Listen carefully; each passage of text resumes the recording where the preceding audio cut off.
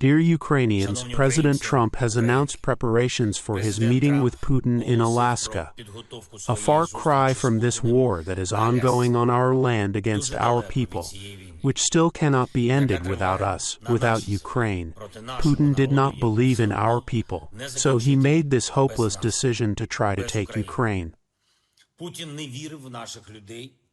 This was his main mistake, not to take into account the Ukrainians. I believed in our people, because Ukrainians are strong, Ukrainians defend their own. Many in the world sided with Ukraine during the war. Even those who are with Russia know that it is doing evil. Of course, we will not give Russia any rewards for what it has done. The Ukrainian people deserve peace. But all partners must understand what a dignified peace is. This war must be ended, and Russia must end it. Russia started it and is dragging it out, not listening to any deadlines. And this is the problem, not something else.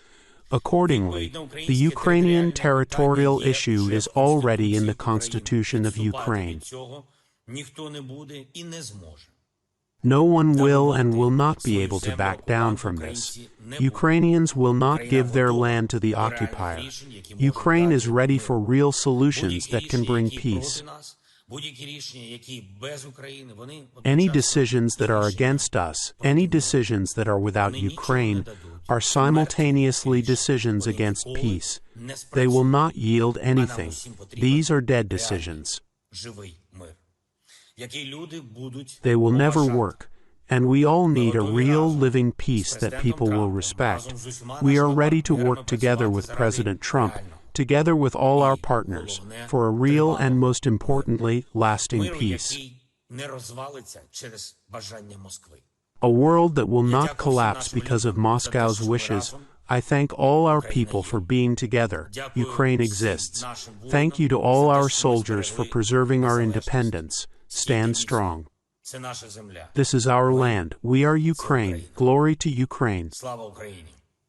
Dear friends, of course we are all following the commotion around the planned meeting between the American and Russian presidents on August 15th next week. I don't want to go back over all the points on which Smer, Slovak social democracy, was right in assessing the Ukraine-Russia conflict. In practically everything, everyone already knows that the conflict has serious roots in recent history, that it has no military solution. Everyone already knows that Ukraine's NATO membership is impossible. Everyone already knows that Ukraine was used by the West in an attempt to weaken Russia, which failed, and for which Ukraine will likely pay dearly. Remember the old African saying I like to repeat, it doesn't matter whether the elephants fight or mate, the grass always suffers. No matter how the elephants' talks on August 15th turn out, the grass, in this case Ukraine, will suffer. Ukrainian political leaders are partly responsible for this situation because they allowed themselves to be enticed by the West and fully supported the failed Western strategy of harming Russia through all-out military support for Ukraine. It is well known that the war could have ended in April 2022, just 2 months after it began, but many Western politicians literally blocked it with their own bodies. What happens in the coming weeks will not be pleasant.